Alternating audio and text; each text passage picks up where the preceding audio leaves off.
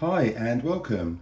In this quick video about the M1 iPad Pro, I'll show you how to reset it if the screen has become frozen. We actually need to do a button sequence kind of combo. If you look at the side here, we have the volume up, volume down, and at the top here we have the power button. And what we're going to do is press volume up, volume down, then press and hold the power button. So let's give that a try now. Volume up, volume down, press and hold.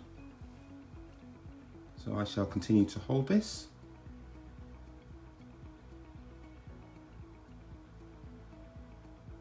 It's now powered off.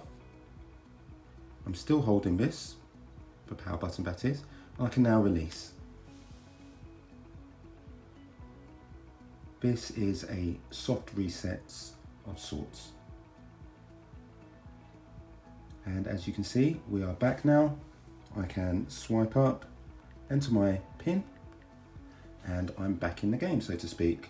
So I hope you found this video useful. Do subscribe, I'll have many more iPad videos coming out shortly.